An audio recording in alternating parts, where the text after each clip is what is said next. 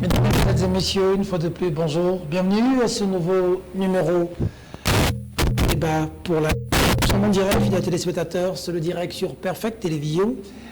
Nous allons encore réfléchir avec des éminences grises, avec la crème de crème, pour donner la lumière sur des questions d'actualité. Nous ne cherchons pas à être des stars ou à avoir du succès. Nous cherchons à mettre notre pierre dans cet édifice du Grand Congo pour que les générations futures apprennent quelque chose et se disent au moins que eux, en cette période, avaient dit un mot, avaient proposé des solutions pour sortir le pays du bourbier dans lequel il se trouve. Le meilleur remède à tous les maux, c'est le temps et le silence. Apprenez quelquefois à observer, à garder silence, parce que le temps finit toujours par guérir les blessures.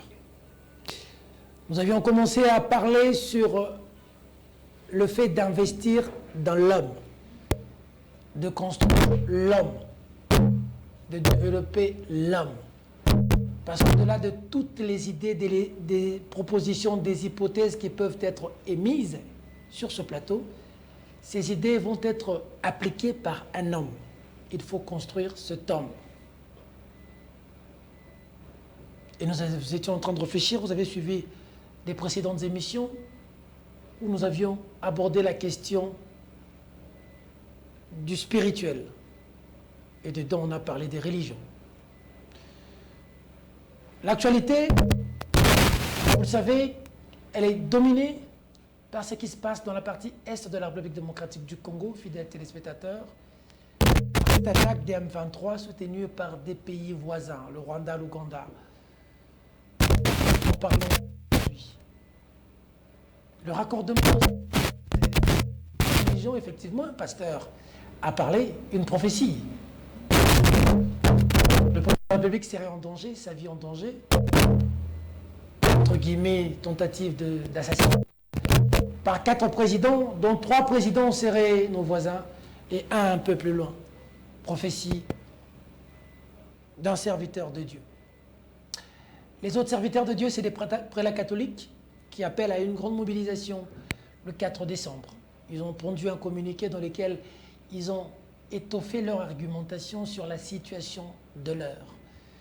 Ils ont parlé de ce qui se passe, de l'hypocrisie de la communauté internationale. Mais dans leur communiqué aussi, ils n'ont pas seulement parlé de la question qui prévaut dans la partie Est, mais aussi dans la partie Ouest avec le dossier Kwamont et plusieurs pistes de solutions. Ils parlent du dialogue, de la diplomatie et d'autres choses à faire. Nous allons aussi poser un problème parce que pour construire dans l'homme, nous sommes une nation. Qu'est-ce qui se passe quand ça brûle à Goma, quand Kiwanja tombe, quand Rutshuru tombe? Pendant ce temps, nous sommes à Kinshasa dans les concerts des artistes musiciens. Nous sommes dans les bars, nous sommes dans les bistrots. Nous mangeons, nous buvons, nous sommes dans les églises avec des grands baffles en train de crier. Est-ce que nous sommes toujours une nation? Construire dans l'homme, c'est aussi mettre ça dans la tête du Kinois, que lorsque nous sommes une nation, ça brûle à Goma, il faudrait que Kinshasa puisse sentir les effets. C'est aussi ça, investir dans l'homme. C'est sur ces questions que nous allons tabler aujourd'hui. 90 minutes, fidèles téléspectateurs, sur ces questions. 3 invités. Albert Moleka Nzoko, Pati Katonga, qui fait son grand comeback, comme on dit, son grand retour dans ces débats, et le professeur Kelele Kabila. Notre aîné, mon aîné, monsieur très estimé Norbert Yamba n'est pas avec nous parce qu'il est à Lubumbashi. Il s'est excusé ce matin d'ailleurs. Il regrette amèrement de ne pas être avec nous parce que nous allons élargir le champ. Le tricheur, le professeur Jojo Sekimono, est aux États-Unis d'Amérique. Nous allons changer, nous sommes en train de nous battre avec de petits moyens parce que les jours qui viennent, nous allons changer le cadre. Pratiquement dans, je crois, on va voir si ce n'est pas décembre, janvier. On va changer le cadre, le plateau va changer, le fauteuil, les chaises vont changer. Question toujours d'essayer un peu d'évoluer. Et on passera peut-être de 4 à 5 ou 6. avec des chaises un peu plus confortables que celle-ci. Je dis à la télévision, on se bat un peu pour ne pas être statique, mais essayer d'avancer. Je pense bien que ce sera au mois de janvier, si je ne m'abuse pas.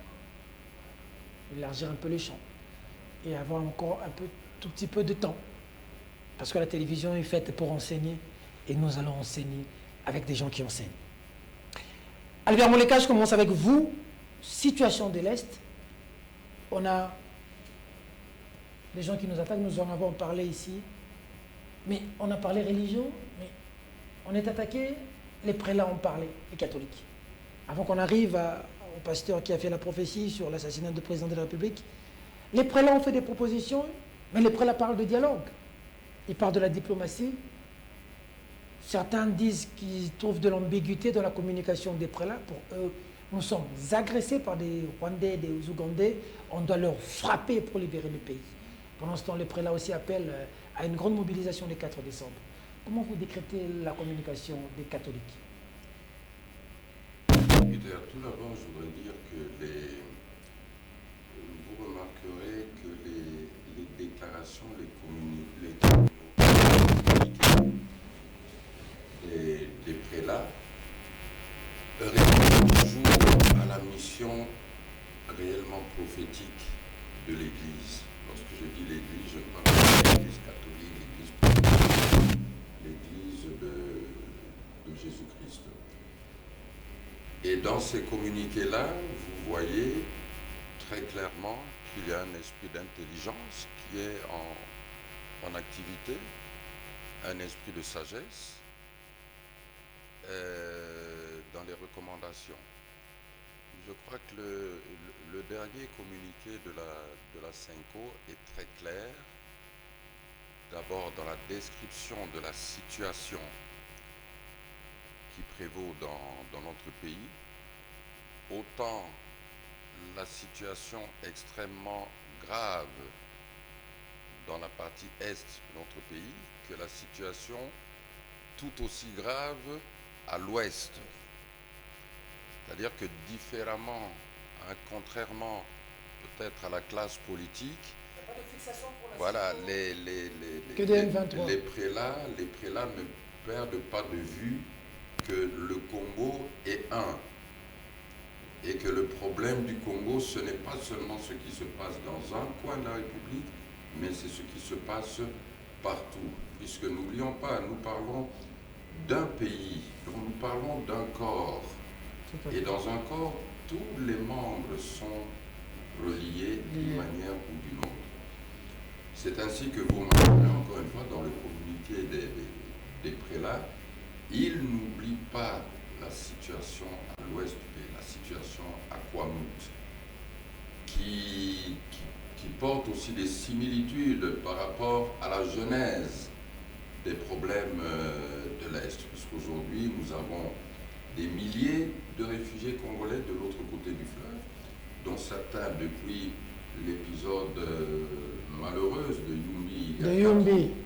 Jusqu'aujourd'hui, on a des réfugiés. Ils sont toujours là-bas. De l'autre côté. Ils sont toujours là-bas. Et nous les négligeons actuellement. Ils ont les négligés combien d'années? Lorsqu'ils voudront revenir et récupérer leurs terres, leurs cases, nous risquons d'avoir le même genre de problème. Parce qu'à l'Est, ça avait commencé aussi comme ça. Les prélats attirent l'attention des gouvernements sur certaines décisions de gouvernance de l'état de siège. Les résultats ne sont pas assez pour concerner la sécurité, la demande de problème d'insécurité.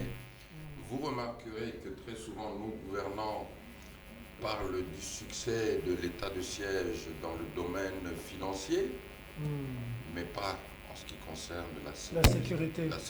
Raison pour laquelle, d'ailleurs, cet état de siège a été institué. Exactement.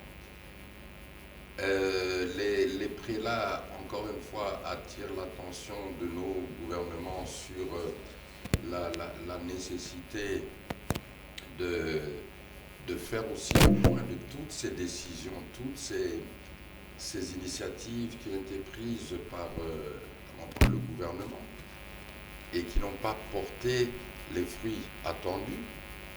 Et il propose notamment la création d'un cadre national très large dans lequel, que ce soit opposants, société civile ou le pouvoir, laissera un peu de côté si je peux dire, ces étiquettes ou ces costumes politiques en regardant l'intérêt supérieur de la nation.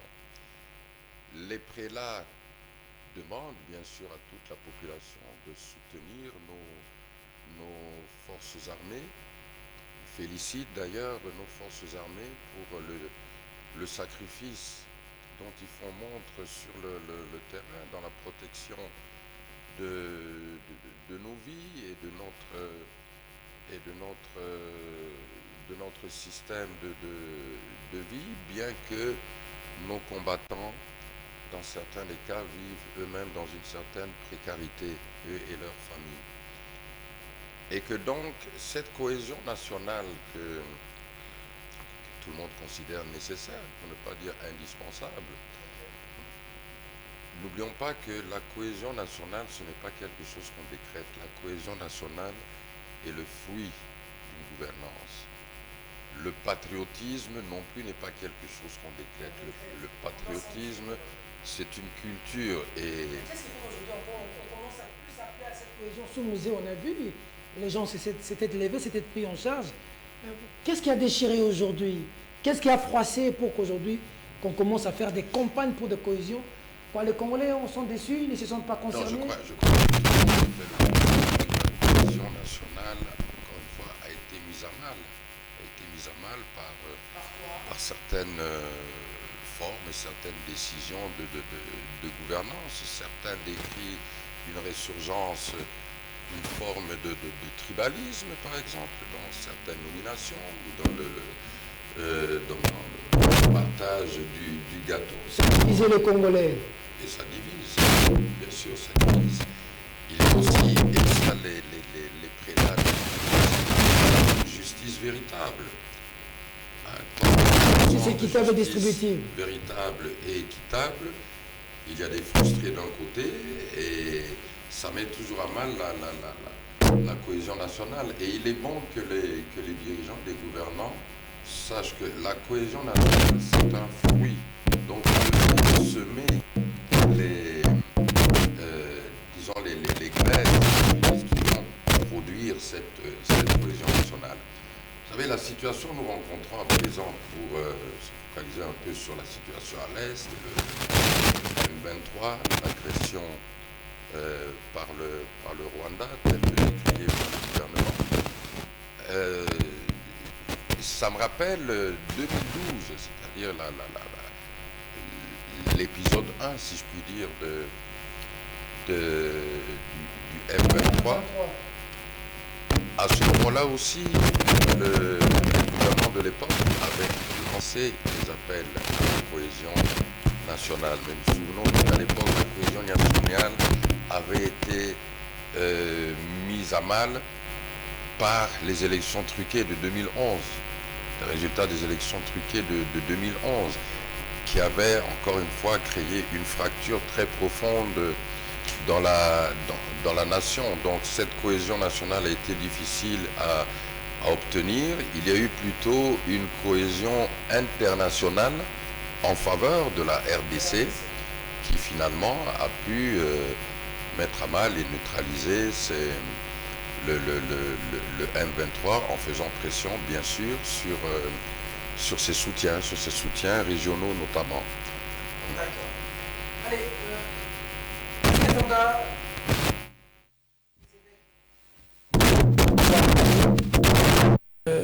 c'est une bonne puissance. Comme on a commencé à bombarder, à pilonner, voilà, avancer comme ça jusqu'à pilonner jusqu'à Kigali, une fois pour toutes. L'Église, c'est la paix. L'Église, c'est le reflet des dieux. Et Dieu, c'est l'amour. Et donc, n'attendez pas l'Église qu'elle en appelle à la guerre. Mais le président de la République ne dirige pas une église. Le président de la République dirige une nation. L'Église catholique a parlé, a donné ses pistes de solution. Il ne m'appartient pas de juger si elles sont bonnes ou si elles sont mauvaises. Ok. Le président de la République n'est pas à la tête d'une église. Il est à la tête d'une nation convoitée par les autres. Il est à la tête d'une nation menacée d'existence. Le problème du Congo, c'est un problème existentiel. Nous sommes en train de nous poser une question. Si dans 100 ans, le Congo va encore exister, nous voudrions qu'il existe toujours le Congo. Donc, ce risque de balkanisation est... Il y a des conditionnalités. Darwin dit ceux qui ne sont pas adaptés à la nature disparaissent. Et l'expérience de Darwin nous poursuit aussi. C'est aussi valable. Parce que c'est aussi dangereux qu'on suit le fils de Museveni dire clairement que les M23 ne sont pas des terroristes et ils sont en train de défendre les intérêts de Tutsis au Congo, qui sont marginalisés. Exactement. Et là, c'est lui qui parlait des Tutsis. C'est le fils Museveni qui parlait des Tutsis. Tout à fait. Et la communauté internationale ne dit rien. Imaginez si c'est un Congolais qui avait tenu ce genre de paroles contre les Tutsis. Donc le problème, c'est le complot contre le Congo est tellement vaste. Le problème, c'est nous-mêmes les Congolais, nous sommes les premiers responsables de ce qui nous arrive. Le problème, c'est les solutions sont là. Mais pourquoi depuis, on n'arrive pas à utiliser ces solutions? Les prêtres ont parlé de continuer la diplomatie, ce que je vais retenir, et peut continuer la négociation. Tout en affirmant les principes clairs que la souveraineté du Congo, son indépendance et son intégrité territoriale ne sont pas négociables. Qui dit mieux? Personne ne déplacera le Rwanda, personne ne déplacera l'Ouganda, personne ne déplacera le Burundi. Nous sommes dans une géographie telle que nous sommes obligés de vivre ad vitam aeternam ensemble. Mais nous devons savoir comment affirmer nos intérêts, comment affirmer le principe immuable édicté d'ailleurs par le droit international. Mais dans le cas du Congo, le droit international peine à s'appliquer. Ce même droit est bafoué en Ukraine et le monde entier se ligue contre la Russie. Et ce même droit, lorsque il est bafoué, ils sont bafoués au Congo, le monde entier abandonne le Congo. Patrick Mouya, porte-parole du gouvernement, je l'ai suivi, abordé dans ce sens, il dit le gouvernement congolais ne comprend pas quand il s'agit de l'Ukraine, la communauté internationale est derrière, on soutient même l'Ukraine pour attaquer la Russie, mais quand c'est le Congo... Lui, en tant que le ministre du gouvernement, je ne préfère pas que ce soit lui qui se pose cette question. Parce que je dis que nous sommes responsables de ce qui nous arrive. Nous sommes responsables. C'est vrai, la situation sécuritaire au Congo, ce n'est pas le fait de Félix Antoine Tshisekedi. Mais aujourd'hui, c'est lui le chef de l'État. Il a hérité d'une situation. D'une situation. Mais aujourd'hui, c'est lui qui est appelé à trouver des solutions. Il n'y a pas une autre personne à la tête de l'État. C'est à lui. Mais pourquoi la question que vous posez est pertinente? Pourquoi la communauté internationale ne vient pas? Qu'on ait à la Russie alors prendre les armes et qu'on en finisse. Non, mais c'est un processus qui a commencé depuis longtemps. Nous sommes en déficit d'intelligence, le Congo. Parce que nous ne regardons pas d'où nous venons. Ce n'est pas une situation tombée du ciel. C'est une construction petit à petit pour mettre notre pays à morceaux, dépêcher notre pays. Et nous y avons participé. Nous-mêmes. Qui a intégré les rebelles dans l'armée congolaise? Est-ce que ce sont les étrangers? C'est nous-mêmes. Moi, j'ai été à San City, dans la délégation Maïmaï. Nous avons dit non, mais nous étions minorisés. Parce qu'il fallait construire la paix. Mais la paix ne se recherche pas à n'importe quel prix. Vous ne recherchez pas la paix à n'importe quel prix. Il y a des conditionnalités. Et donc, nous avons intégré à San City, c'est nous. Nous avons intégré les militaires étrangers du MLC, nous avons intégré les militaires étrangers du RCD Goma, RCD KML, sauf seulement le Maïmaï qui était des résistants congolais. Et qu'est-ce qui se passe? Vous n'avez pas la paix. On pensait qu'on allait avoir la paix. On a commencé par mixage. On n'a pas eu la paix. Kunda Batoire est sorti avec Jules Moutebouzi, CNDP. Il fallait encore en ce moment-là faire une autre intégration. On a fait une autre intégration. On a intégré. Ce n'est pas fini CNDP. Nous avons eu maintenant les M23. Est-ce qu'il y a des difficultés? Et ils demandent d'être intégrés dans l'armée. Hein. Ils demandent d'être intégrés. Est-ce qu'il y a des difficultés à comprendre que la communauté internationale qui soutient le Rwanda utilise les M23, les CNDP, tous ces mouvements comme l'instrument de la politique étrangère au Congo. Comme instrument de leur politique étrangère au Congo. À chaque fois qu'on essaie de nous écarter, ils nous sortent un mouvement. Qu'est-ce qui nous manque pour nous qu'on puisse négocier avec ces multinationales-là? Pourquoi doivent-ils passer par Ouganda? Pourquoi ne peuvent-ils venir? On n'est pas crédible d'investir dans l'homme. Quoi? On n'a pas du cran, nous, pour qu'ils viennent chez nous directement. Pourquoi doivent-ils passer par des gens pour nous tuer, pour qu'on n'ait pas la paix? Pourquoi on passera par vous s'ils peuvent le prendre gratuitement? Il faut poser la question autrement. Parce qu'ils veulent le prendre à vil prix.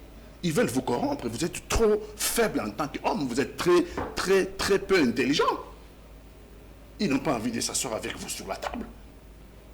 Parce que c'était à vous d'éviter à ce que vous arriviez à cette situation où ils vous prennent pour des gens qui sont très peu sérieux, très peu intelligents. Et donc, ils passent par le pays voisin parce qu'ils veulent faire main basse sur nos richesses. Et donc, comme ils veulent faire main basse pour nos richesses, dans les soucis de devenir encore plus puissants, mais regardez, les Rwandais n'ont pas d'industrie aéronautique, les Rwandais n'ont pas d'industrie électronique, les Rwandais n'ont pas d'industrie de pointe. Donc, les Rwandais, c'est un affaire de course, comme l'Ouganda, comme le Burundi. Et ce sont les puissances internationales qui ont besoin de ces minéraux stratégiques pour construire leur puissance. Et nous, plutôt que de nous montrer sérieux, pourquoi on ne l'a pas fait au Nigeria? Pourquoi on ne l'a pas fait en Afrique du Sud? Pourquoi? Parce qu'ils sont plus sérieux que nous. Quand on vous prenne au sérieux, on négociera avec vous sérieusement.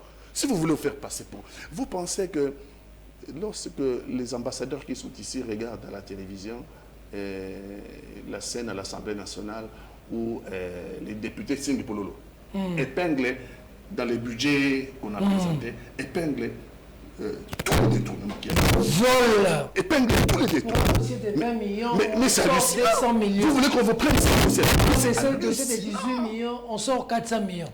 Comment on écrit 18 millions, mais on sort 400 millions? Et personne n'est interpellé. Et la séance est publique, les ambassadeurs l'ont suivi. Et puis rien, le procureur ne fait rien, personne n'est interpellé. Ok. Vous voulez qu'on vous prenne au sérieux? Vous voulez qu'on vous prenne au sérieux? On ne vous prendra jamais au sérieux. Et on peut aller plus loin comme ça. Mais aujourd'hui, je pense que le président de la République en a appelé à la cohésion nationale. Je vais dire au président de la République, nous sommes d'accord avec la cohésion nationale parce que les Congolais ont son existence de défendre notre pays. Nous sommes agressés, nous avons les devoirs. Mais aussi le président de la République doit savoir que le Congo, on ne peut pas en appeler à la cohésion lorsque ça ne va pas. Et lorsque tout va bien, c'est le Congo des uns. Lorsque ça va mal, c'est le Congo de tous. Je veux dire l'injustice. C'est ça l'injustice. Il a épinglé ici mon ami Albert Moleka. Il a épinglé le problème du tribalisme. Il a épinglé le problème de l'injustice. Les Congolais ne se sentent plus être fiers d'être Congolais. Parce qu'ils subissent l'injustice. La fierté congolaise. Non. Non. Lorsqu'on voit certaines, vous n'avez pas les images où les gens sont en train de boire et ils disent Batika la Kuna Est. Vous n'avez pas ces images. On a vu les gens en train de jouir, de boire et de manger. Et ils sont en train de parler que c'est la famille du président de la République. Regardez les images. Vous pensez que c'est acceptable pour les Congolais? Vous pensez que c'est acceptable? À l'Est là-bas, je viens de là-bas. Ils me posent des questions. Vous pensez que nous, ici à l'Est, les militaires qui sont là, lorsqu'ils vous regardent à Kinshasa à la télévision, que vous payez vos députés 21 millions, 21 000 dollars. Vous pensez que nos policiers ici qui sont à l'Est, qui manquent même de bottillons, qui manquent même de tenues, vous pensez que c'est de nature à les motiver? Vous pensez que c'est de nature à les motiver? Dans la partie orientale, lorsqu'on ouvre la télévision, qu'est-ce qu'on voit au Congo? Qu'est-ce qu'on voit à la RTNC? C'est le détournement au jour le jour. Qu'est-ce qu'on voit à la RTNC? C'est des scènes qui s'apparentent à du tribalisme. C'est des scènes qui s'apparentent à l'injustice. Je dis, collectivement, nous avons... Aujourd'hui, le Congo est plus que divisé qu'hier. Mais nous avons aujourd'hui le droit de nous mettre ensemble. Dépasser. Il faut dépasser parce que ce que nous avons en commun, c'est le Congo, les bâtiments en commun. Okay. Et aujourd'hui, notre armée est en train de monter en puissance. Ok. Nous ne pouvons que venir derrière notre armée. Sous l'impulsion de Fachi Béton. Sous l'impulsion du commandant suprême, Fachi Béton. de façon à élaguer les dangers. Mais il faut 3 conditions. Je pense que les prêtres ont raison, l'Église catholique. La diplomatie, depuis que le monde est monde, on discute. Le dialogue, si ça va nous permettre d'avoir la paix, pourquoi pas. Mais aussi, nous devons renforcer notre bras armé. C'est-à-dire, la guerre aussi, c'est la continuation de la diplomatie par les voies Militaire. violentes. Nous devons maintenir cette avance, notre armée qui monte en puissance. Ok. Nous devons les soutenir et j'en appelle à tous les patriotes, notamment nos jeunes à l'est de notre pays. Mobilisation générale. Mobilisation générale. Mais il faut faire attention. Dans cette mobilisation, le Rwanda, On a appris que les jeunes Rwandais, Ougandais viennent sont en train de s'enrôler. s'enrôler là-bas. J'espère que les conditions d'enrôlement seront strictement respectées parce que nous risquerions de connaître le même problème que nous avons connu d'infiltration aujourd'hui. D'accord. Professeur Kalele, la Senko a parlé. Diplomatie, dialogue, ou c'est le feu pour chasser les rebelles? Oui, nous avons suivi, mais on a l'impression que les évêques de la Senko, leurs collaborateurs directs, parlent comme s'ils étaient des non-congolais. Ils ne doivent pas s'impliquer. Ils demandent aux autres de s'impliquer. Pas à eux-mêmes. Ça, c'est une faille. Elle est importante. Il faudra la corriger. Nous lisons la Bible, nous lisons le Coran, nous lisons beaucoup d'autres livres saints. C'est la Bible qui nous recommande d'aimer l'ennemi, de le pardonner. Le Coran ne dit pas la même chose. Le Coran dit plutôt, si quelqu'un te fait souffrir, arrête-le, frappe-le, tue-le. Oh, Oui. On pourrait se poser la question, mais je ne veux pas l'approfondir. À qui Dieu aurait-il dit la vérité? C'est le Dieu qui demande la vengeance ou le Dieu qui demande... pardon. Que les évêques ici demandent qu'on fasse pour vaincre le Rwanda. Que demandent les évêques rwandais, ougandais? Est-ce que c'est la même demande? Est-ce que ce n'est pas des demandes contradictoires? On va entendre un évêque rwandais, ougandais, qui va demander à Dieu que le Rwanda perde la guerre. Si les demandes des églises sont contradictoires, Dieu va écouter qui? Je demande à vos téléspectateurs de réfléchir. Le problème que nous avons ici, on l'a dit et répété à plusieurs reprises, la guerre est une guerre économique. Il n'y a pas autre chose. Chacun de nous cherche à vivre heureux. Pour vivre heureux, il faut avoir de l'argent.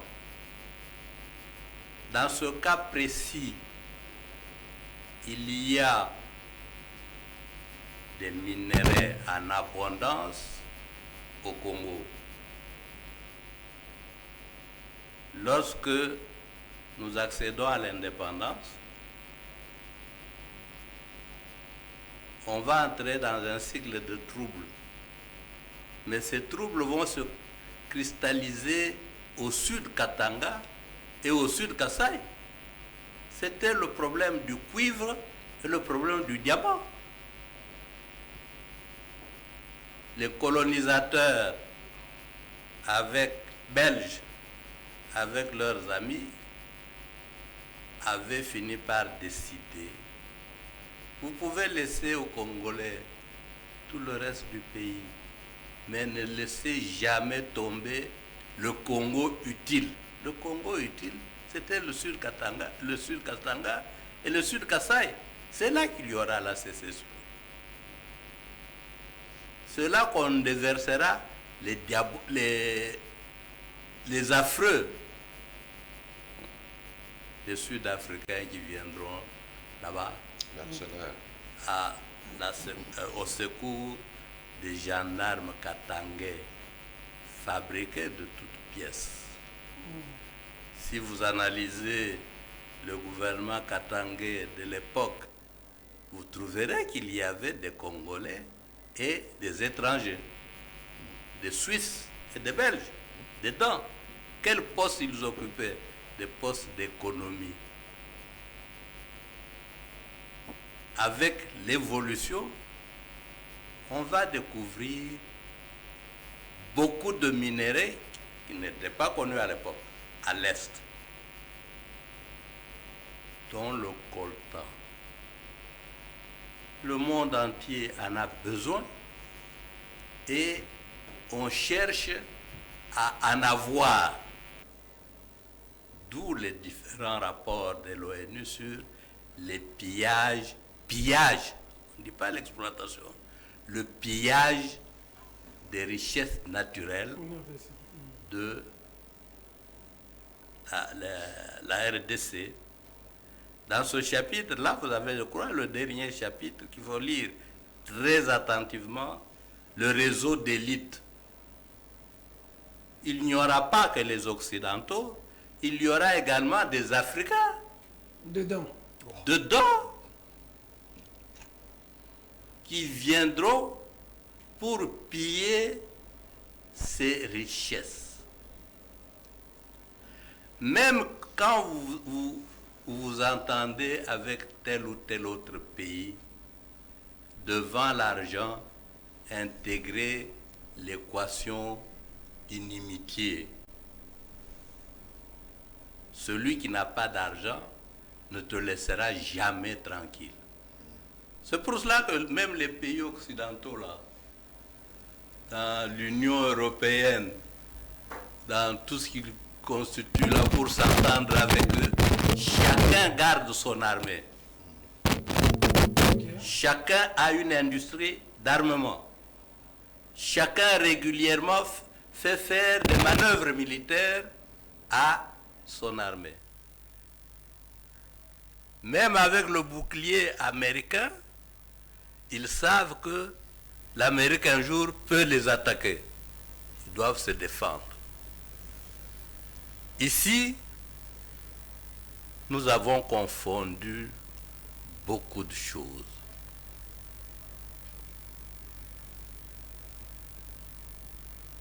Nous avons oublié que la guerre, c'est une possibilité permanente. À n'importe quel moment, on peut vous attaquer.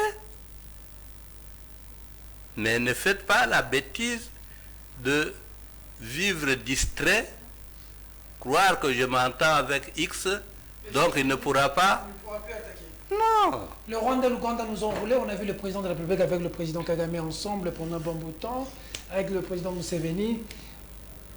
Bam, c'est les attaques dans l'Est. On nous a roulé.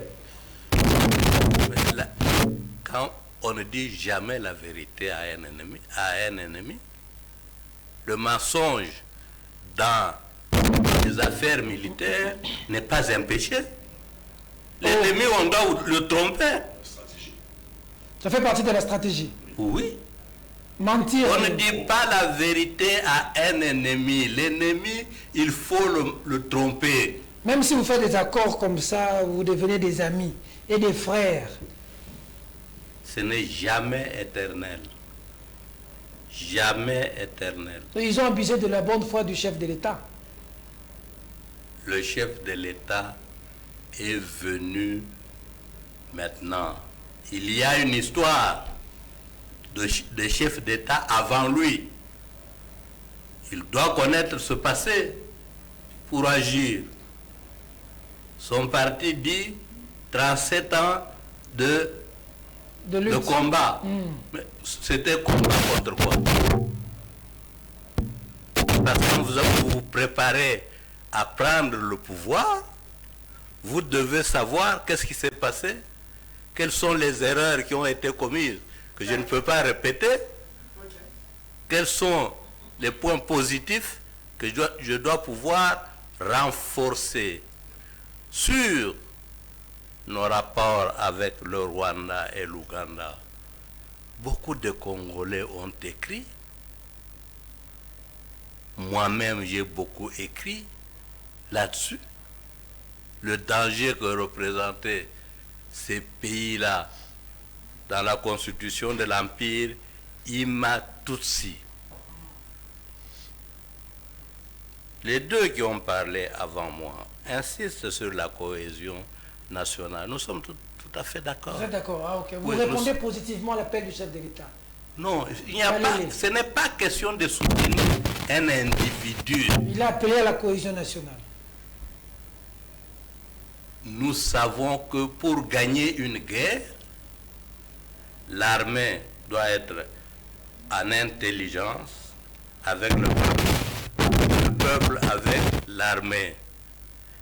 Ce n'est pas au chef de l'État de dire comme je l'entends aujourd'hui, nous soutenons le chef de l'État. Il n'y a pas question de soutenir le chef de l'État.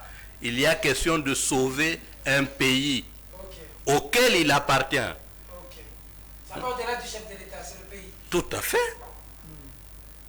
Même si moi je devenais demain chef de l'État et que le pays était occupé, on devra défendre le pays, pas Kalele, pas Mouleka, pas Katanga. C'est le pays qu'il faut défendre. Très bien. Mais il faut aussi qu'on soit sincère, parce que maintenant, il y a trop de flatteries. On flatte, même là où il ne faut pas flatter. On voit les chefs des partis devenir des alléluistes. De turiféraires. Hein? Chanter le président. J'ai vu, c'est le président de l'Assemblée nationale. Mais est-ce que ces choses-là sont pensables à ce niveau-là? Il a fait quoi le président de l'Assemblée nationale? Je l'ai vu devant les gens de son parti en train de chanter là. Oh. Mais il faut quand même de la décence. C'est indécent de la part du président de l'Assemblée nationale de chanter pour le président de la République. Le problème n'est pas de soutenir un individu. Le problème est de sauver la nation, un pays en danger.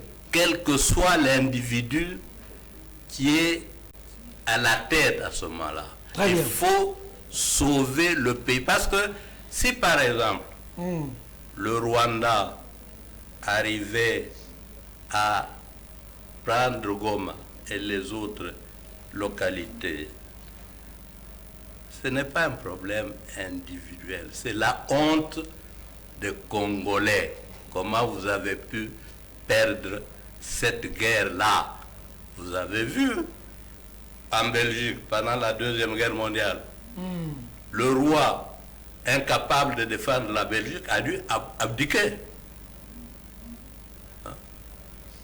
Pendant la même Deuxième Guerre mondiale, quand Hitler s'est rendu compte qu'il ne pouvait plus gagner la guerre, il s'est suicidé. Il s'est suicidé. C'est pour dire que le pays vaut plus que des individus. Si nous ne faisons pas cette distinction-là de manière très claire, on ne prendra jamais au sérieux. D'ailleurs, il y a beaucoup de gens qui ont de la peine à nous prendre au sérieux. Oui, même les Rwandais, là, qu'est-ce qu'ils disent? Les Burkinabés, les Rwandais, les Burkinabés, les autres Congolais. Pour les Rwandais, nous sommes des Bemwe. Be Music Woman. Woman. Alors, question. Alors, je reste avec vous. Je commence cette question avec vous. Le président s'est penché plus sur le EAC plutôt que la SADC. Certains estiment que la stratégie a été mal choisie. On aurait dû s'appuyer sur la SADC, où on a des puissances militaires comme l'Angola, comme l'Afrique du Sud, et que l'EAC, abritant certains pays qui sont soupçonnés de nous attaquer, c'était une très mauvaise stratégie. Qu'est-ce que vous en pensez? Moi, je pense qu'il ne faut aller nulle part, ni à gauche ni à droite. Il faut se défendre avec sa propre armée. Ok. Nous avons une armée ici qui demande, ces demandes sont connues. Ces prouesses sont connues pendant la Première et la Deuxième Guerre mondiale. C'est connu. Même plus tard, on a eu les Mayele ici. Le général Mayele. Mobutu lui a demandé de ramener le corps de Habyarimana et sa famille ici. Mayele est parti, il a atterri au Rwanda, sous Kagame. Il a taillé l'armée de Kagame en pièces. Il a ramené ces messieurs-là. On a connu Mbunza Mabé ici. Baouma. Mbunza Mabé a libéré le Sud Kivu. Il s'est avancé jusqu'à Minova. On lui a interdit d'entrer dans le Nord Kivu. On a eu Baoma, mais on a eu Mamadou Ndala, dont je vois la photo ici. Dans mon bureau. Oui, Mamadou Ndala n'a pas commencé par l'école militaire. C'était un étudiant en psychologie. Je lui ai donné cours comme professeur visiteur à Kisangani. Oh! Oui. Donc, les jeunes gens... Ça, il faut dire à nos jeunes, le vestige du Congo. C'est-à-dire, on est allé même jusqu'au Rwanda avec Mayele, on a taillé en pièces l'armée rwandaise. Comment on nous donne l'impression aujourd'hui que cette armée puissante rwandaise, oui, mais non, le Congo doit aller chercher de l'aide au Kenya, 900 Kenyans sont là. Comment vous traitez ces gens-là? Vous avez parlé ici de l'injustice, tout le monde s'en plaint. C'est le Congo de quelques-uns, de quelques familles. La grande majorité croupit dans la misère. Dans la misère. Mais est-ce que vous ne trouvez pas psychologiquement que quelqu'un se dise « Monsieur Peter m'a toujours fait souffrir. Maintenant, il a des difficultés. Qu'il attaque, c'est Katanga. Je soutiens Katanga. Parce que lui devient un ennemi commun. »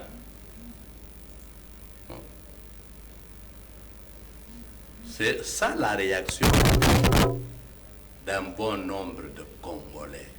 Même à l'intérieur du pays, on s'occupe plus de Kinshasa que de l'arrière-pays. À Kinshasa, on s'occupe plus de la Gombe que de d'autres communes. Mais alors, ces gens des autres communes-là, pourquoi voulez-vous qu'ils se tuent pour vous? Corriger les injustices. Et il y a des tribus qui sont plus favorisées que d'autres. Aujourd'hui? Oui. Voyez les nominations dans l'armée, dans la magistrature, même le test qu'on vient de faire. Des magistrats. Mais voyez les noms. Est-ce que c'est correct des choses comme ça? Non. Il ne fonctionne pas comme ça.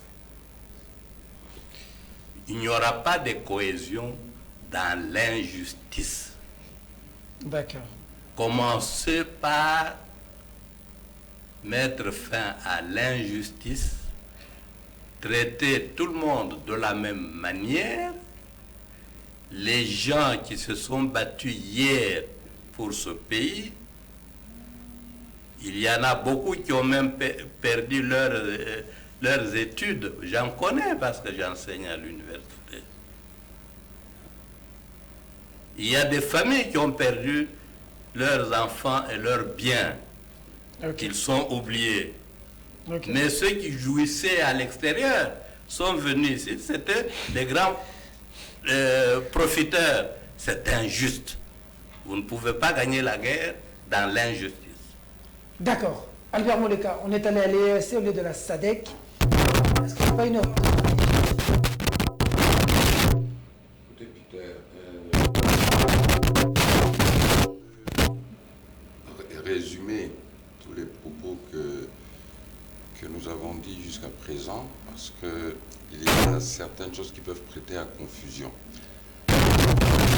Éclaircir une chose, est-ce que la République démocratique du Congo est en guerre contre la République du Rwanda? Sommes-nous en guerre formellement, oui ou non? Non. Mais un langage est déjà adopté comme si nous étions en guerre contre le Rwanda. Alors que mercredi prochain, le 16, nous avons la reprise des rencontres à Nairobi, rencontres qui sont intitulées Dialogue intercongolais inclusif. Je ne sais pas si ça vous rappelle quelque chose.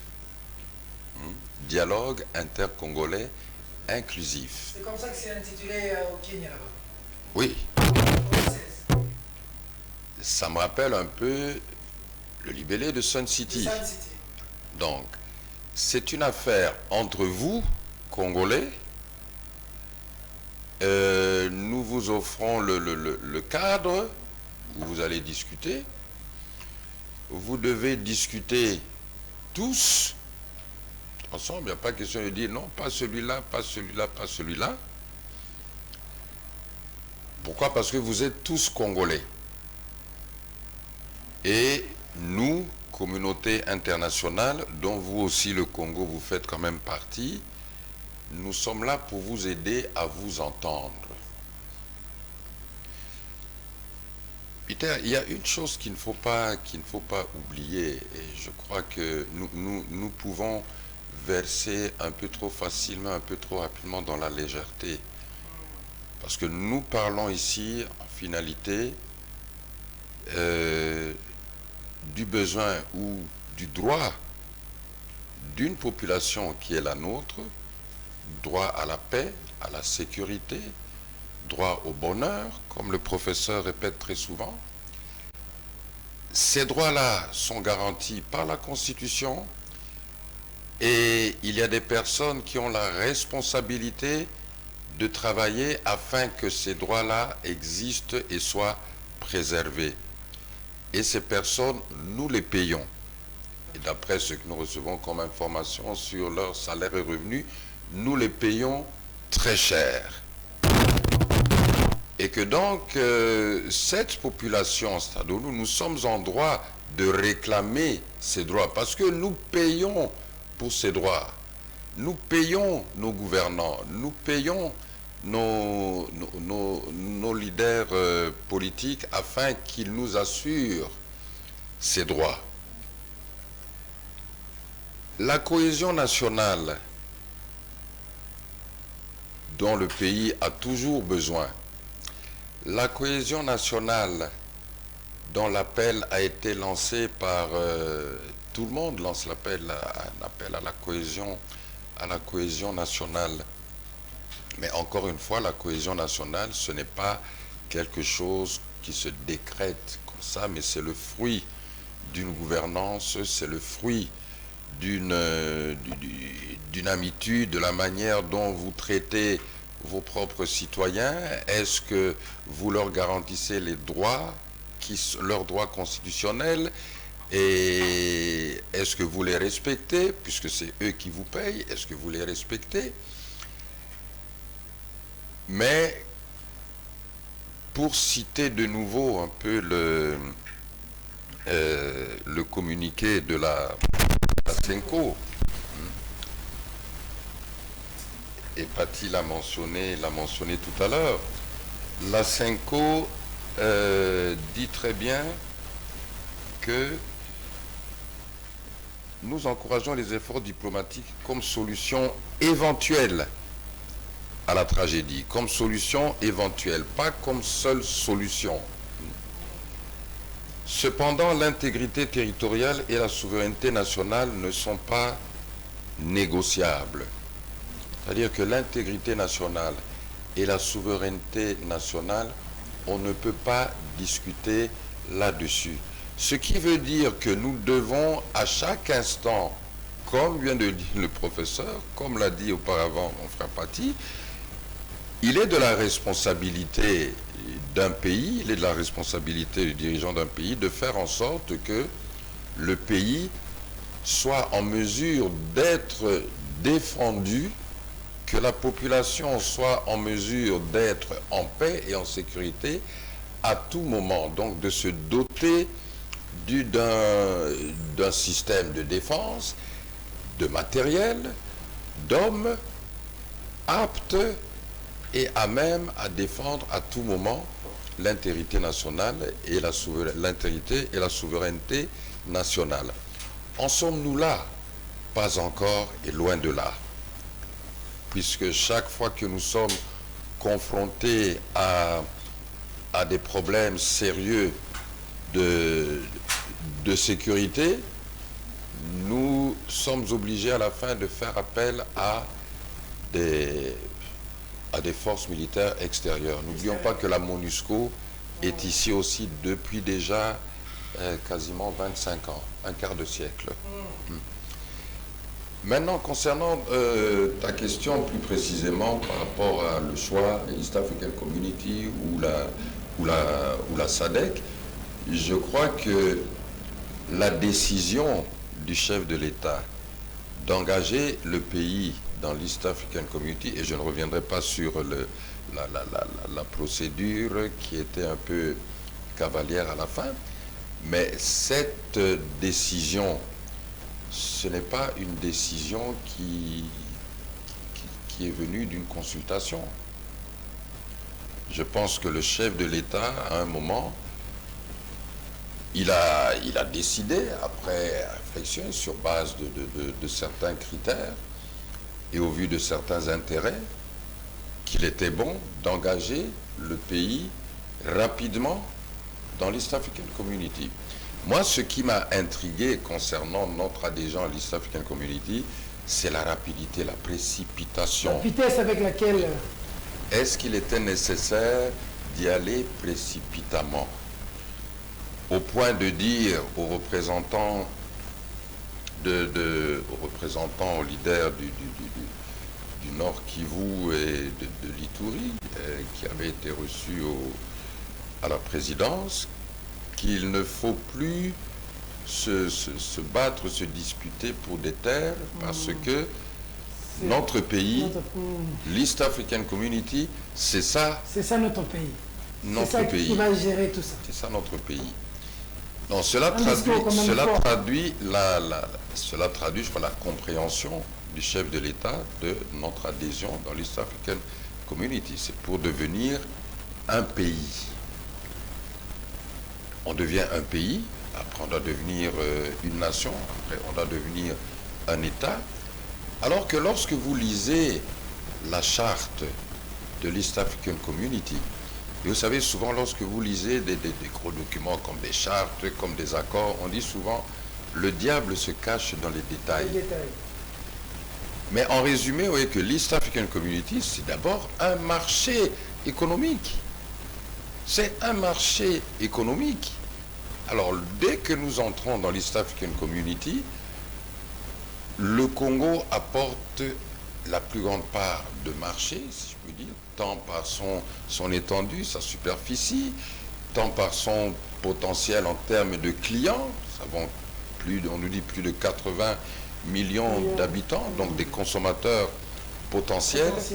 Pour d'autres pays qui, eux, ont déjà développé certaines industries et de production et de transformation que nous n'avons pas encore développées.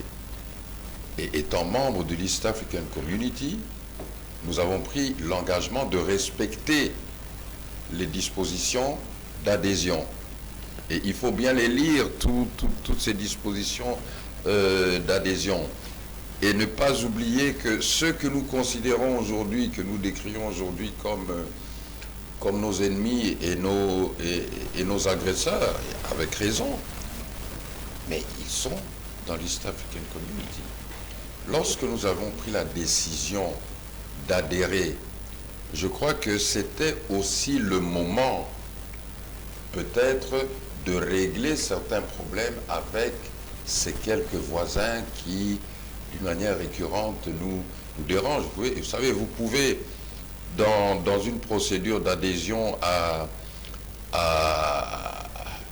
une structure, vous pouvez très bien dire, ok, j'adhère, mais avec réserve concernant ceci, et voici mes propositions avant d'arriver à une adhésion complète et totale. Aujourd'hui, nous avons Nairobi qui se pointe à l'horizon pour le 16, et chacun se prépare à sa manière pour se présenter à la table. Est-ce qu'il faut y aller avec un avantage militaire que nous devons absolument récupérer sur le terrain, ou est-ce que nous devons y aller aussi avec des signaux diplomatiques de notre volonté de rechercher la paix à travers le dialogue? Ça, maintenant, ce sont les décisions politiques. On remarquera sur le terrain, dans les faits, que je crois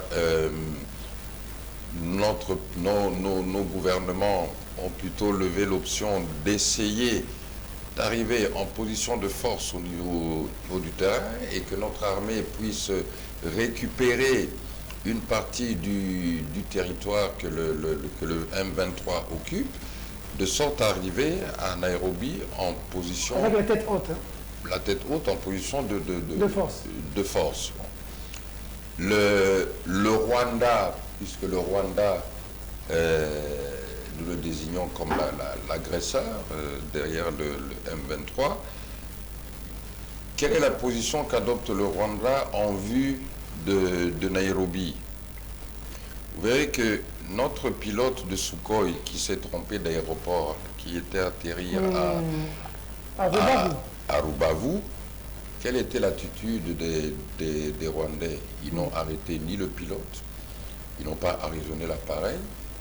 En quelque sorte, ils ont dit seulement, non monsieur, vous êtes trompé de trottoir, c'est le trottoir là-bas. Rentrez là-bas. C'était un signal. C'était pas fait à dessein, une provocation de la RDC pour montrer qu'à tout moment on peut pilonner de l'autre côté. Hein.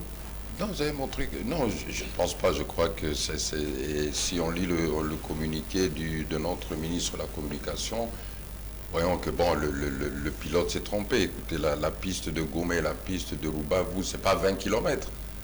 Je crois que le pilote a commis une erreur, et le Rwanda simplement dit non, retournez, c'est l'autre côté du territoire. Donc une attitude non belliqueuse, presque faite de mansuétude, mais ce sont tous des investissements diplomatiques. C'est des messages qu'on passe. Vous voyez, eux, ils cherchent la guerre. Nous donnons la chance d'abord à la paix à travers la diplomatie, etc., etc. En termes de... le choix de la guerre, c'est un choix qui peut ou qui pourra être fait à un certain moment, et c'est un choix qui doit être clair, c'est-à-dire que l'ennemi doit être clairement défini. Actuellement, il est beaucoup plus défini dans les réseaux sociaux que dans des décisions politiques impliquant les institutions qui se retrouvent dans le processus de déclaration de guerre. Et bien sûr, la guerre, ça se prépare. Tout à fait. Tout comme la paix. Hein. Le sage nous enseigne si vis pacem para bellum. Si tu veux la paix, sois toujours prêt à faire la guerre. Et maintenant, si tu veux faire la guerre, tu ne vas pas faire demain une guerre que tu as préparée seulement aujourd'hui. Il faut déjà être prêt depuis. Et puis savoir aussi exactement quelles sont les forces, quelle est la force de cet ennemi que je veux attaquer. En n'oubliant pas que si cet ennemi est aussi membre de l'East African Community, relisez encore les documents d'adhésion, les documents que vous avez signés lorsque vous avez engagé votre pays dans l'East African Community. D'accord. Quelle est la procédure de guerre avec un pays frère de l'East African Community? Il faut toujours relayer ce qui est dit dedans. Pati Katanga, on a 900 Kenyans maintenant qui sont venus. On ne sait pas, les 900 Kenyans sont venus, ils demandent déjà, je crois, il faut 27 millions 37 millions 37 millions de dollars. Pour une année. Mais ce que vous remarquerez, Peter, c'est que lorsque le chef d'état-major des forces kenyanes s'est présenté à leur Assemblée nationale, il a bien stipulé que ces forces, suivant l'accord portant création de cette force sous-régionale, cette mission était pour 6 mois, mais que le budget présenté était pour d'une année. Un an. Ça veut dire qu'ils vont rester une année. Parce qu'ils ne vont pas laisser l'argent partir. Hein. C'est une affaire de sous économique. C'est terrible. Alors ils viennent pour 6 mois, mais l'argent est sorti pour une année. Ça veut dire qu'ils viennent faire leurs affaires. Bon, 900 Kenyans vont venir finir avec les M23. Ce sera une zone tampon. Pendant qu'on a des milliers de FRDC ici qui peuvent faire quelque chose. Qu'est-ce que vous en pensez, vous? Erreur de stratégie et essai, il fallait qu'on reste à la SADC? J'ai l'impression que par moment, après ça nous attrape, on dit « Ah, tu y es quitté, les Congolais comme d'habitude ». Non seulement on commet des erreurs de stratégie, de mon point de vue, mais erreurs graves, mais aussi les autres qui nous regardent prendre ces décisions-là, j'ai l'impression qu'ils sont en train de rigoler de nous. Oh. Il faut interroger l'histoire. Hein. Vous savez, en 1939, lorsque Hitler monte en puissance, la France et l'Angleterre sont les alliés de la Pologne. Je suis d'accord, dans toute guerre, il faut des alliés. Mais les alliés ne peuvent pas prendre la place primordiale de forces armées. Donc en 1939, la France et l'Angleterre vont aller voir Hitler. Ils vont signer avec Hitler un traité de paix. Parce qu'eux ne veulent pas la guerre. Et Hitler, il va profiter de cela pour attaquer la Pologne, qui était l'allié de la France et de l'Allemagne. Même la Russie va faire la même chose. Il va aller voir Hitler pour signer les traités de paix germano-soviétiques. Et la Pologne, qui ne s'était pas préparée à la guerre, la Pologne sera parmi les premiers pays occupés. Je dis ça parce qu'il faut regarder l'histoire et aussi faire le droit comparé et l'histoire comparée. En 1956, je vais prendre ça pour dernier exemple. La France à la libération n'avait pas, ni la France ni l'Angleterre, n'avaient pas de bombes atomiques. Seuls les États-Unis et l'URSS avaient des bombes atomiques. Et c'est la bombe atomique américaine qui était censée protéger les pays de l'Ouest, d'où étaient la France et l'Allemagne et l'Angleterre. Mais un jour, la France avait, au niveau de l'Égypte et l'Angleterre, ils avaient créé ce qu'on appelle le canal de Suez. Le canal de Suez avait été créé pour des raisons historiques par la France et l'Allemagne, la France et l'Angleterre. C'est quoi? On a relié la Méditerranée avec l'Atlantique. Et on a créé un canal pour permettre aux bateaux qui transportent le pétrole de passer. Et on avait une taxe qu'on payait. Et le canal de Suez, c'est ce qui relie l'Afrique à l'Asie. Hein? Et l'Afrique, elle est repérée par les détroits de Gibraltar, je crois. Voilà. Un jour, il y a un président en Égypte, c'est Nasser. Nasser dit, je vais nationaliser le canal de Suez. Alors que jusque-là, c'était la propriété de la France et l'Allemagne. La France et l'Angleterre. La France et l'Angleterre décident de faire la guerre. Les États-Unis et l'URSS, pour une fois, ils font bloc en disant à la France et à l'Angleterre, vous ne devez pas faire la guerre avec l'Égypte. Il faut négocier. Et Khrouchtchev, qui était le président de l'Union soviétique, va aller plus loin. Il va menacer Paris et Londres d'envoyer les bombes atomiques soviétiques sur Paris et sur Londres. Les Anglais et les Français vont se trouver petits. Hein? Donc, les États-Unis ne les protègent pas. C'est comme ça qu'on va déclencher avec De Gaulle pour faire la bombe atomique française et puis l'Angleterre pour faire la bombe atomique. Donc, ça veut dire qu'on peut être mieux protégé que par soi-même. Que par soi-même. Donc, je pense que la première des choses à mettre en place, c'est notre propre outil de défense. C'est notre propre outil de défense. Personne ne mourra pour nous. Il faut consolider nos forces. Il faut des réformes. Aujourd'hui, on appelle à la mobilisation, je suis d'accord, c'est l'enrôlement, parce que c'est une situation, enfin, l'enrôlement à la va-vite, parce qu'on a besoin des jeunes qui s'enrôlent, c'est une situation conjoncturelle. Mais je veux des réformes structurelles pour l'armée. Il faut que les réformes structurelles arrivent pour mettre... Comme Mme l'a dit, il faut se préparer. Pour mettre en place notre propre outil de défense. Il faut commencer par compter par ses propres forces, au lieu de compter sur les autres. Là, je trouve l'erreur gravissime de mon point de vue. On ne peut pas comprendre que le Rwanda et l'Ouganda, qui se sont battus à Kisangani à 2 reprises. Le Rwanda et l'Ouganda sont venus déjà à Kisangani, ils étaient déjà dans notre pays. La guerre de 6 jours. Ils ont fait la guerre 2 fois, quelle désolation. Les velléités du Rwanda, les velléités de l'Ouganda et les velléités du Rwanda sur notre pays sont connues, à moins d'être naïfs. À moins d'être naïfs. On va l'appeler d'autres pays comme les Soudan du Sud.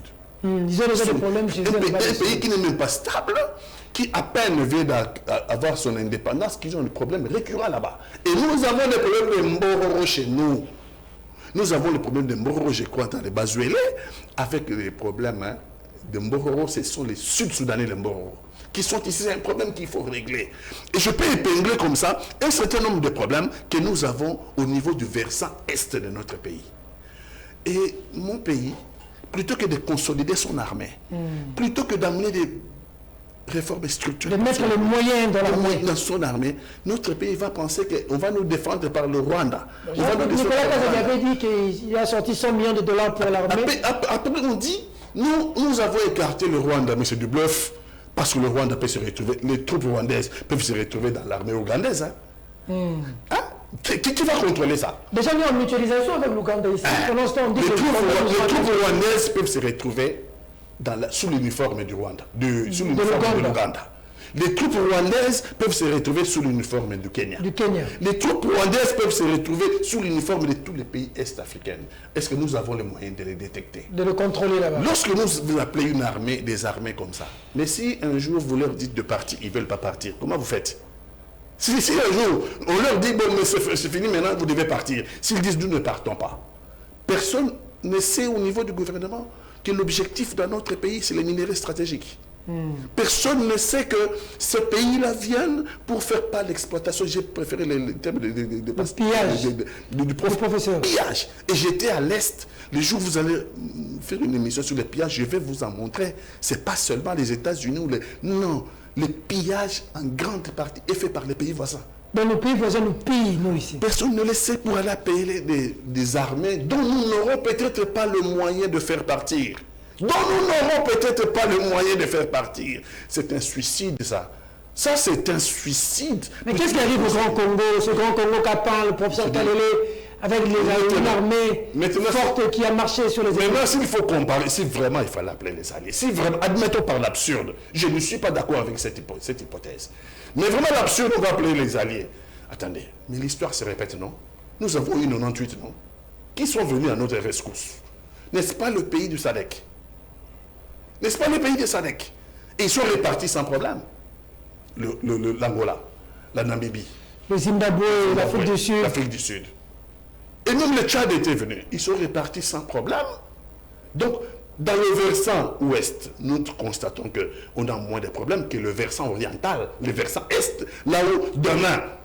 Et puis, qui va faire la coordination des forces? Je suis en train de poser les questions au président de la République. Toutes ces forces-là qui vont arriver, on les a octroyées une zone chacune de force. Mais qui va faire la coordination de forces? Qui va contrôler que, en réalité, ces forces-là sont en train de remplir leur mandat? Parce qu'ils arrivent ici chacun avec un mandat. Les Ougandais sont en train d'Ituri, Les Burundais sont entrés. Donc ça veut dire qu'il y Kivu. a beaucoup de questions qui font que ce n'est pas une bonne décision, de mon avis, pour le Congo. Et le Congo, la bonne décision, c'est de consolider. Au moment où notre armée monte en puissance, au moment où nos enfants peuvent piloter le Sukhoi et faire peur aux ennemis, ce n'est pas le moment de décourager Le Sukhoi acheté par Fachi. nos militaires. Ça veut dire qu'il faut consolider le front intérieur. Président de la République, il faut les fronts intérieurs. Il faut rendre fort les fronts intérieurs. Mais c'est ce que le président dans la mobilisation. Avec des Sukhoi. Il a acheté des Sukhoi pour ça, justement. On n'a pas besoin. Nous montons en puissance et nous appelons les autres qui peuvent nous torpiller. Qui peuvent nous torpiller demain. Attendez, si vous dites aux Ougandais de partir, si les Ougandais ne veulent pas partir, comment vous faites? Et si les Kenyans font la même chose, si au Burundi, Tabora, la rébellion burundaise est ici. Et ils sont plus venus pour poursuivre les rebelles, hein, les Burundais. Hein. Ils ne sont pas venus pour poursuivre les rebelles, mais aussi ils font là-bas, au niveau du Sud Kivu, l'exploitation illégale de nos minéraux, casitérite, l'or. Mais c'est pas ce Congo-là où tout le monde dans la région là va venir puiser. Nous ne savons pas consommer le front. J'ai appris que l'Angola, c'est le plateau continental là-bas avec le pétrole.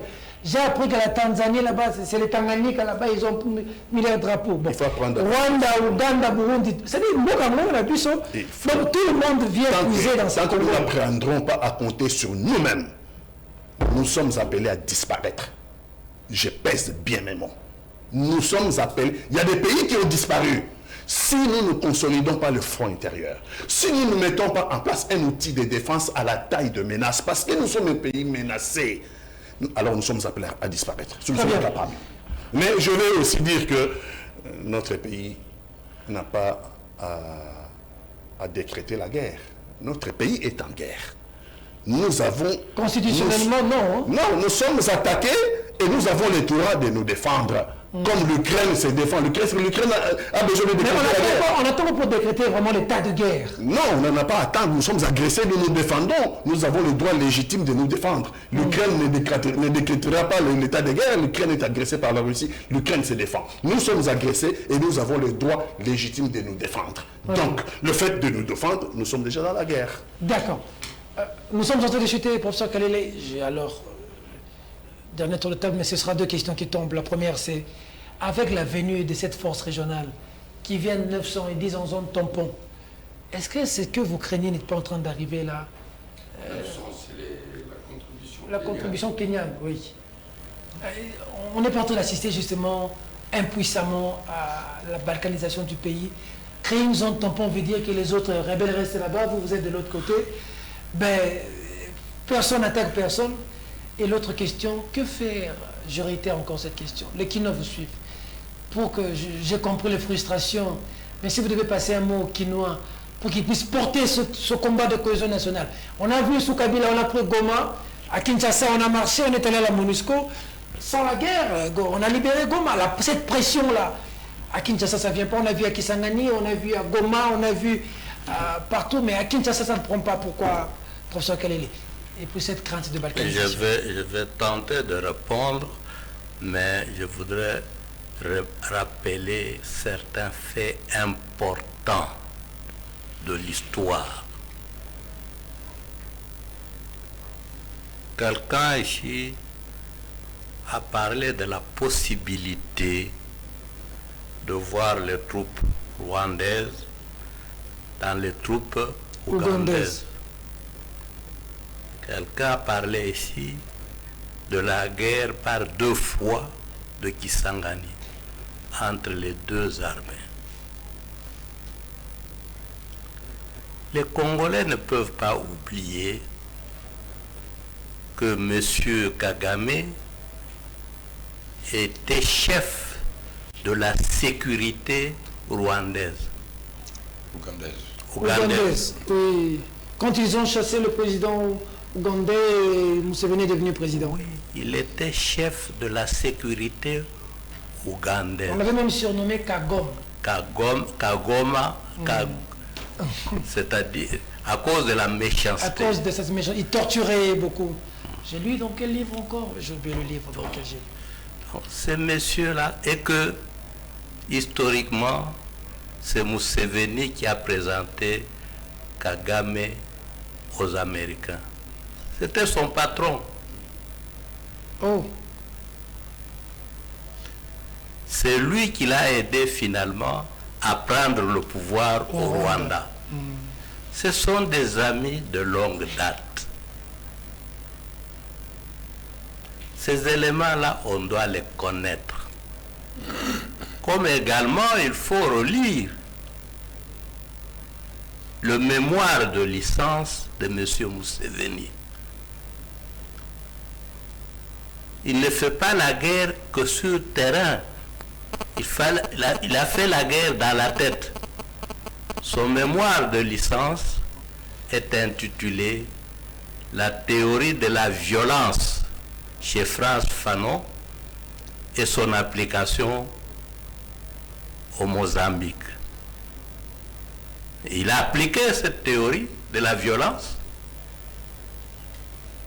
sur le terrain chez lui et il a pris le pouvoir. Vous n'êtes pas en train de faire la guerre avec des néophytes, avec des gens qui se sont préparés, Qui réfléchissent. très sérieusement et qui appliquent leur théorie. Ils savent ce qu'ils font. Ils savent ce qu'ils font, ils l'ont préparé mentalement parce qu'on dit que la guerre c'est par la tête d'abord. Le garçon qui a pris le pouvoir en Éthiopie, qui a descendu l'empereur, c'est un licencié de l'université de Kinshasa en économie. Oh. Mengistu. Ok. Il a préparé son coup d'État là à Lovanium. Ok. Mais quand vous dites on recrute, nous sommes tout à fait d'accord. Vous recrutez les gens le matin, vous les envoyez à la guerre à 14 heures. Devant des armées entraînées avec des leaders qui se sont préparés. Vous voulez simplement provoquer des massacres en ligne. Il ne suffit pas de dire je vais en guerre. Il faut se préparer, préparer très sérieusement les commandants, les troupes, les aguerrir. C'est vrai, j'accepte avec tous mes compatriotes ici que nous sommes attaqués. Nous n'avons pas le droit, comme dit Katanga, nous avons le devoir sacré de nous défendre.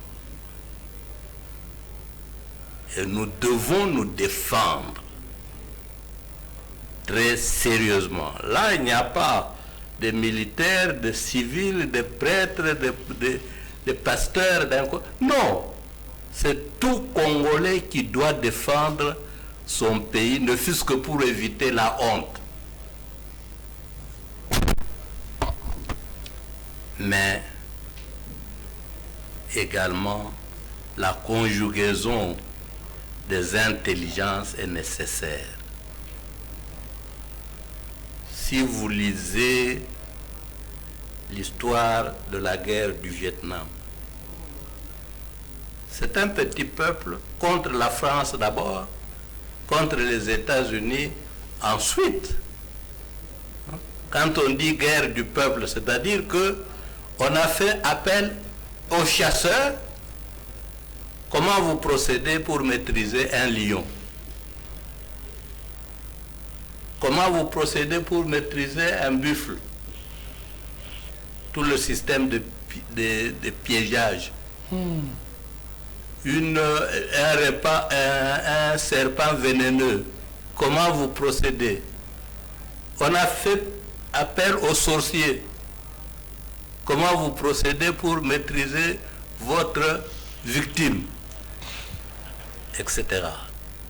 C'est ça la conjugaison. Tout le monde n'a pas besoin d'aller dans l'armée.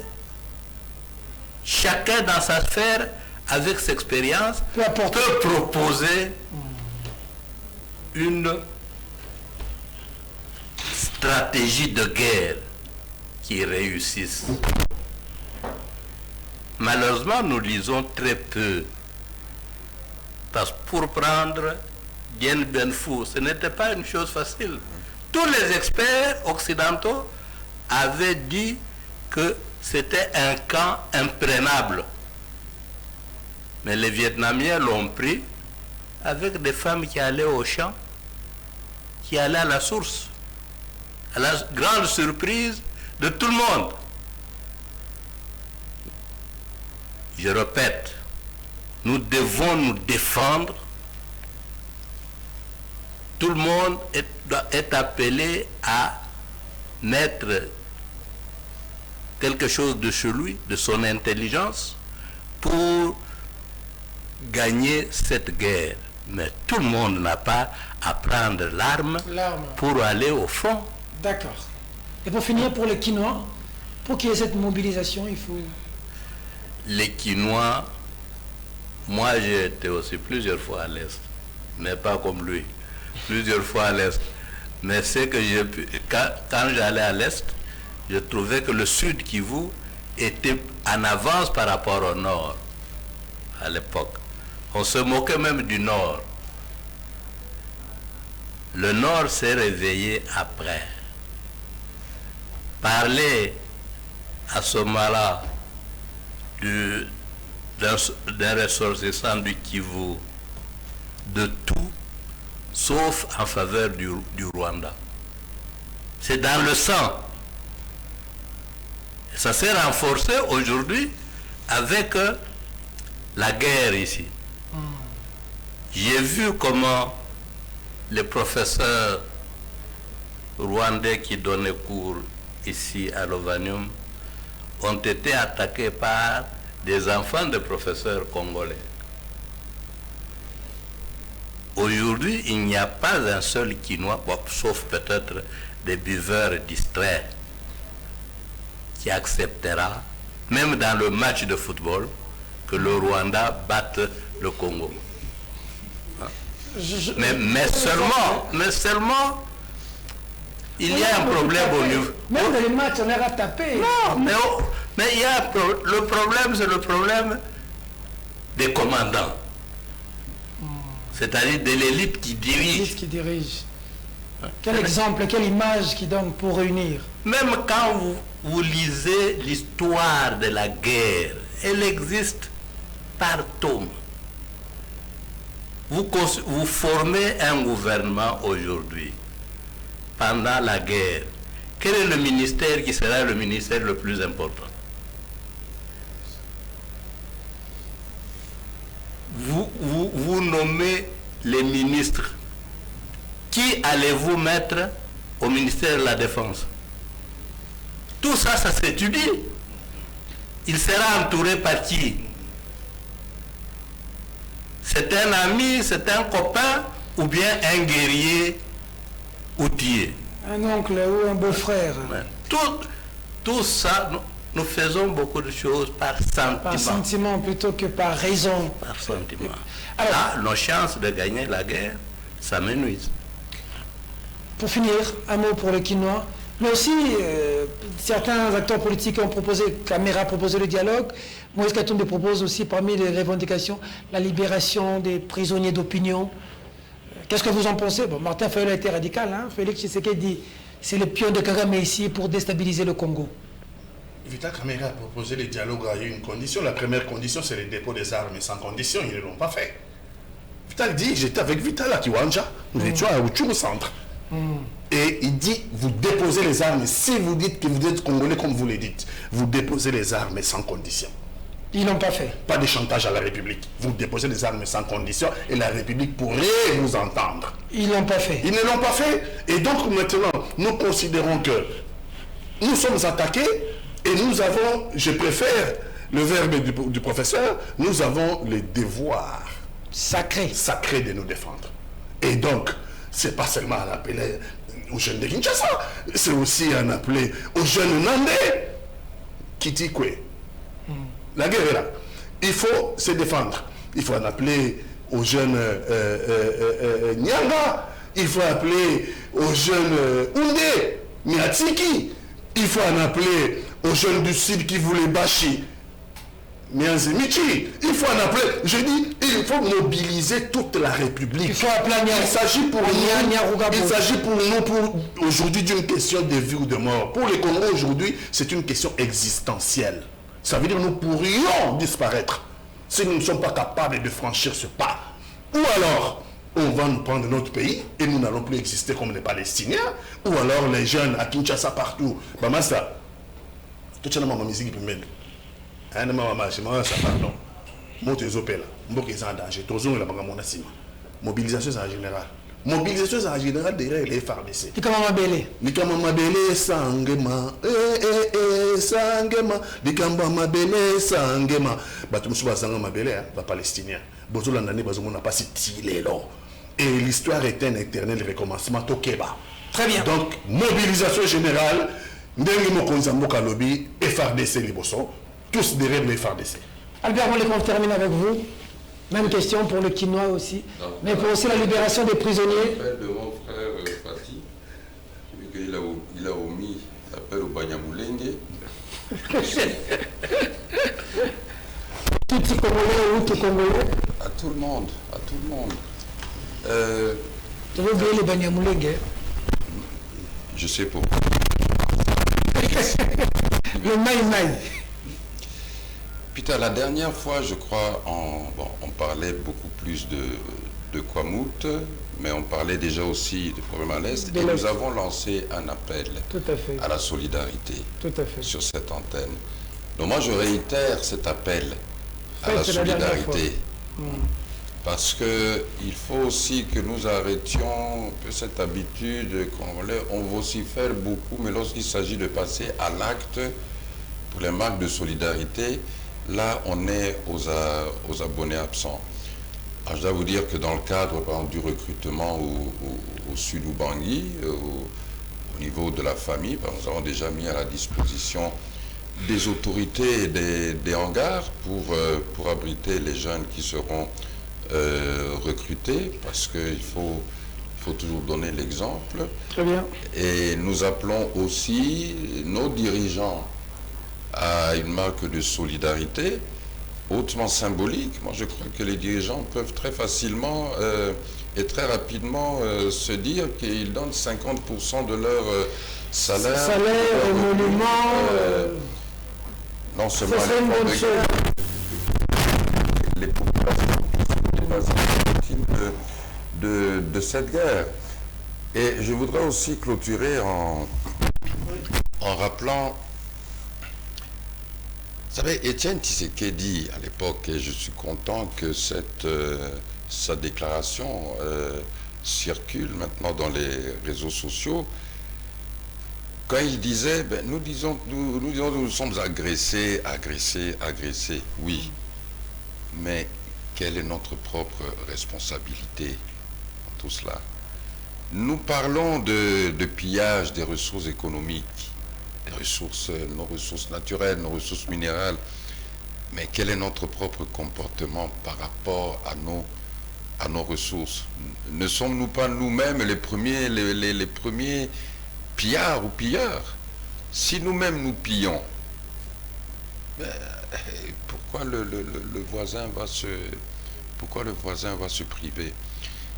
Donc, nous devons faire face à nos responsabilités. Ça ne sert à rien de crier, de vociférer à travers les réseaux sociaux, tout ça. Les incantations. La politique sérieuse ne se fait pas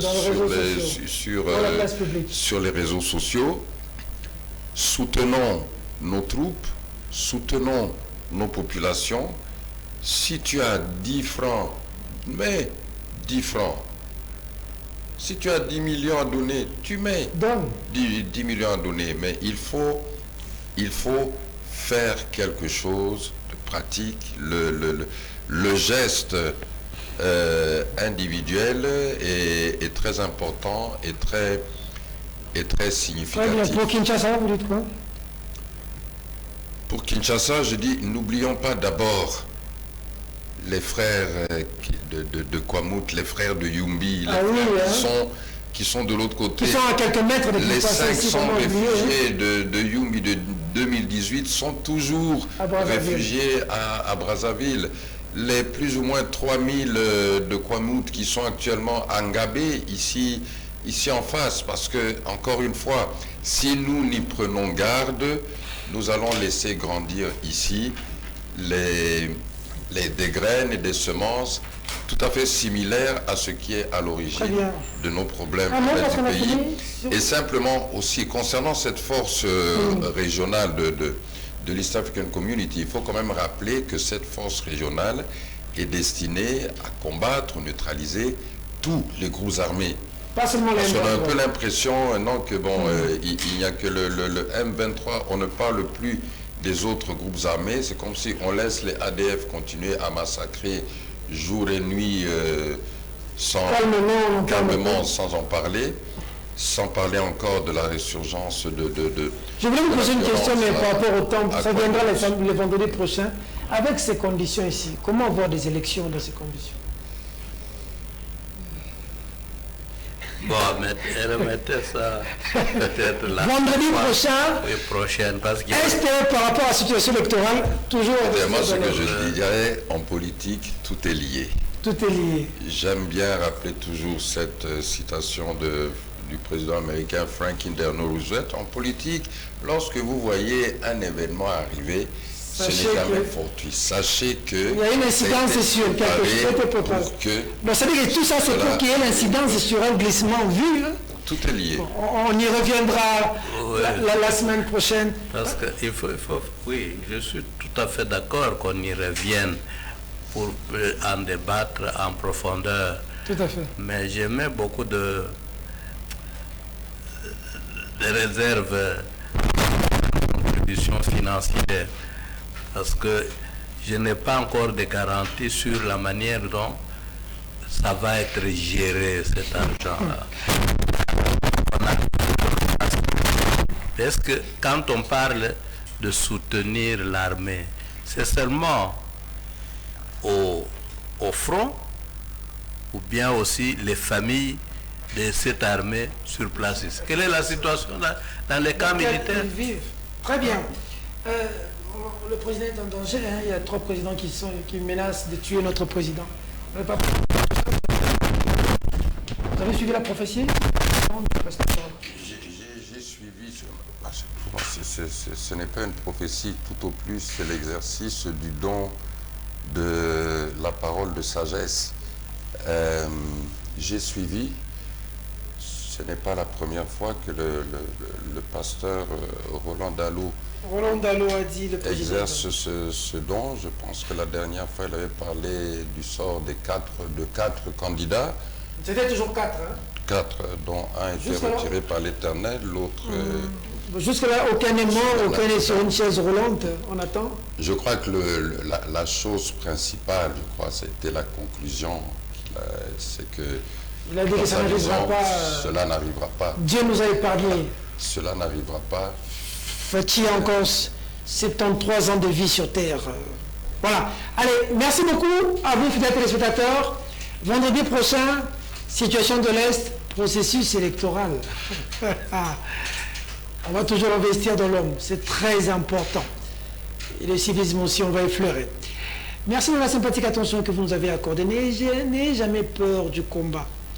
N'ayez jamais peur qu'on vous attaque. N'ayez jamais peur qu'on vous enterre. Peut-être que vous êtes une graine. Quand vous êtes enterré, vous verrez ce qui va arriver après. Dieu sait comment il fait ces choses. Ne vous confiez pas aux hommes, confiez-vous à Dieu. Il vous fera passer par des événements qui vont concourir à une élévation que vous ne savez pas. Joseph devait être vendu pour se retrouver Premier ministre quelque part. Mesdames, Mesdemoiselles et Messieurs, cette émission est terminée. Au revoir. Amen.